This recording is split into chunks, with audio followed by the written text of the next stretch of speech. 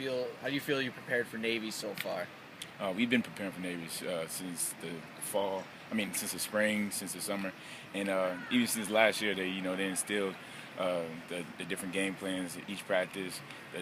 Just to, because they're very fundamentally sound and they're very disciplined, and they just want us to be very disciplined and fundamentally sound going into the game. And each week, we game plan for each team, but we take a little small part and go over the different coverages and things that we're gonna do against Navy.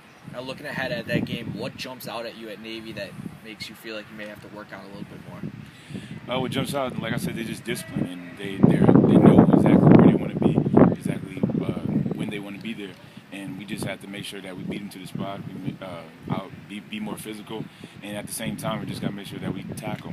That's the biggest thing. Stay on our feet. All 11 guys stay on their feet, defeat the cut blocks, and just make sure that we're being physical and beat them to the spot. You can see on the field that you're one of the guys trying to get the crowd up, obviously commercials and on Jumbotron as well. But being a leader as a cornerback when you're kind of off to one side of the field, is that difficult for you? Yeah, I mean, it's difficult. You got to make sure that you stay focused and stay in tune to the game, and make sure that you just. I'm a very selfless person, and so even though I don't get much action, I make sure that I just run to the ball and try to get the guys up and make sure that I keep them in the game also. Like Wonderful Terry and Prince Aurora, I try to get those guys and make sure that, they stay on their keys and things that I see, not being able to get much action. I'm still able to look over to the other side and see what they're getting and just give them details, and especially, when it's late in the game, we want the crowd into it, just got to make sure that everybody's excited. And I told the guys last game, when he got to the second overtime, everybody was looking like, they were down or whatever.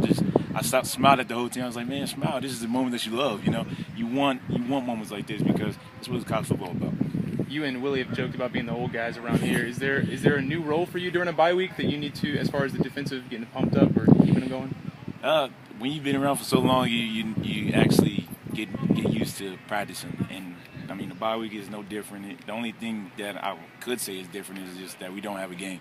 But other than that, we still practice hard. We still get the young guys in tune and make sure that, especially with this game, we make sure that we pound into them like the things that we've experienced from the past seasons, and that's the main thing that they're taking from it.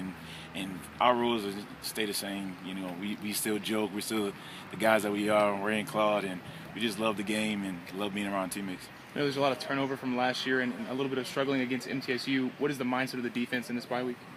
The mindset is we got to be more physical. We got to get to the spots quicker.